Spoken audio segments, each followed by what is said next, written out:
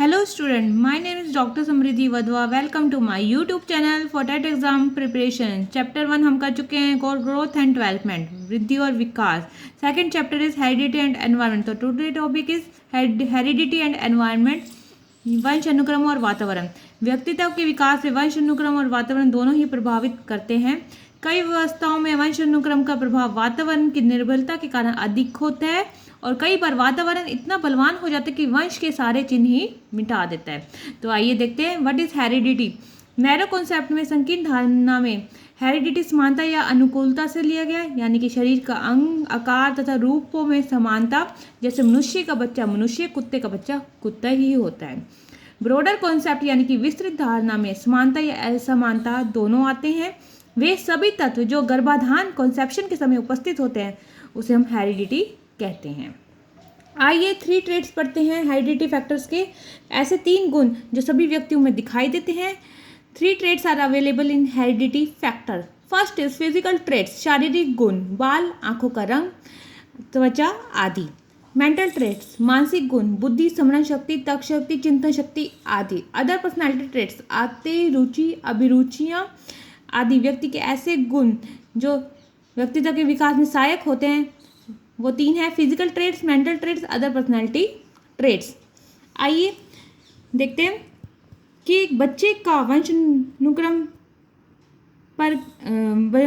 का बच्चे पर क्या प्रभाव पड़ता है. बच्चा जो है माता के 23 गुणसूत्र और पिता के 23 गुणसूत्र से मिलकर बनता है, यानी कि 40 गुणसूत्र से बच्चे का एक निर्माण होता है. 46 क्रोमोसोम्स में क्रोमोसोम्स जो हैं 2 शब्दों से मिलकर बना है, क्रोमा तथा सोमा. क्रोमा का अर्थ होता है रंग तथा सोमा का अर्थ होता है बॉडी, अथवा क्रोमोसोम का अर्थ है रंगदार पिंड. क्रोमोसोम के अंदर यानी कि प्रत्येक गुणसूत्र में लगभग 40 से 100 तक जीन्स होते हैं, जिससे बच्चे के व्यक्तित्व का विकास होता है. साइकोलॉजिस्ट मनोवैज्ञानिक वुडवर्थ के व्यूज के अनुसार वंश अनुक्रम में वे सभी कारक शामिल हैं जो जीवन का आरंभ करते समय, जन्म के समय नहीं परंतु गर्भाधान के समय, जन्म से लगभग 9 महीने पहले व्यक्ति में उपस्थित होते हैं. दूसरे साइकोलॉजिस्ट ने कहा है, बेंडिक्स ने कहा है, माता पिता से संतान को हस्तांतरित होने वाले गुणों को हम वंश अनुक्रम कहते हैं. Heredity is the transmission of trait from parent to offsprings.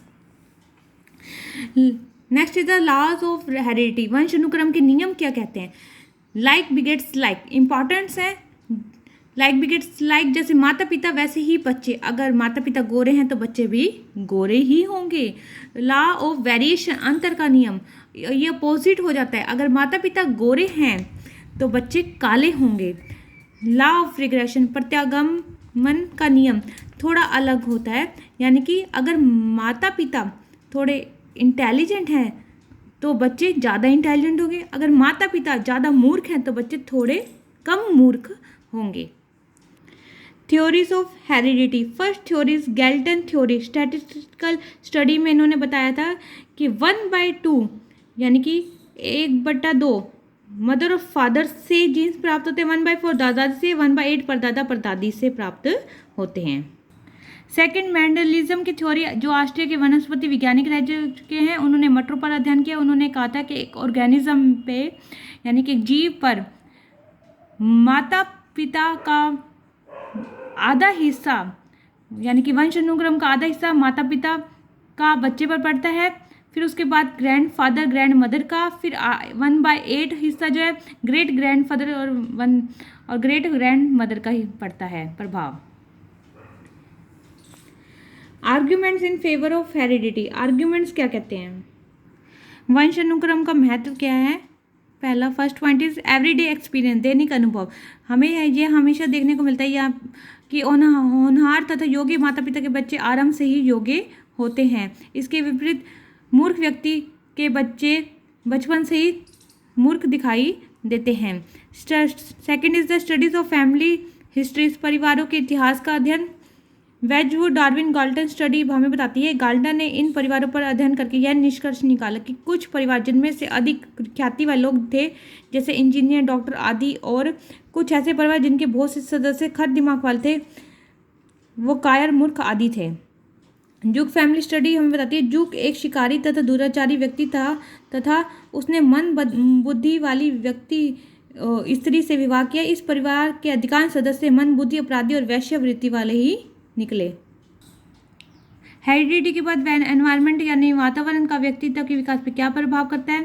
Psychologist Woodworth के व्यू के अनुसार वातावरण में वे सभी बाह्य तत्व आ जाते हैं जिन्होंने व्यक्ति को जीवन आरंभ करने के समय से प्रभावित किया है। रॉस के व्यूज क्या कहते हैं? वातावरण वह बाह्य शक्ति है जो हमें प्रभावित करती है। Environment is an external force with influences us. Argument in favour of environment, environment का महत्व क्या है? एग्जाम्पल ऑफ ग्रेट मैन, महापुरुषों के उदाहरण। ऐसे कई महापुरुष हुए हैं जिनके पूर्वजों ने अधिक योग्यता प्राप्त नहीं की है परंतु उन्होंने बहुत ख्याति प्राप्त की है, जैसे शिवाजी, गांधी जी, आइंस्टाइन आदि। सेकंड है case of Ramu the wolf boy. Ramu भेड़ियों में रहा और उसको खाने पीने की आदतें भेड़ियों जैसी बन गई। उसकी बोली और लक्षण भी भेड़ियों जैसे वाले थे क्योंकि उस पर वातावरण का प्रभाव था। एग्जाम्पल ऑफ फे एंड एथिथ।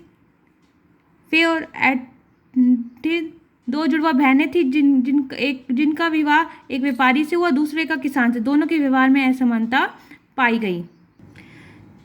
जो दो जुड़वा बच्चे होते हैं उनको दो नामों से पुकारा जाता है, एक आइडेंटिकल ट्विंस और फ्रैटर्नल ट्विंस। आइडेंटिकल यानी कि समरूप जुड़वा और फ्रैटर्नल ट्विंस यानी कि सदृश जुड़वा बच्चे। समरूप जुड़वा बच्चे वो बच्चे होते हैं जो एक गर्भ से पैदा होते हैं और प्राय एक दूसरे से मिलते जुलते होते हैं और एक ही लिंग के होते हैं, जबकि सदृश जुड़वा बच्चे यानी फ्रैटर्नल वो बच्चे होते हैं जिनमें एक ही जाति का अंश नहीं होता, वे वास्तव में केवल भाई या बहन होते हैं जो एक समय पर पैदा होते हैं। Conclusion of heredity and environment. Conclusion क्या निकलता है? फर्स्ट इज द व्यक्तित्व के विकास में दोनों की भूमिका महत्वपूर्ण होती है। व्यक्ति का विकास तब तक नहीं होता जब तक दोनों उस पर प्रभाव ना डालें।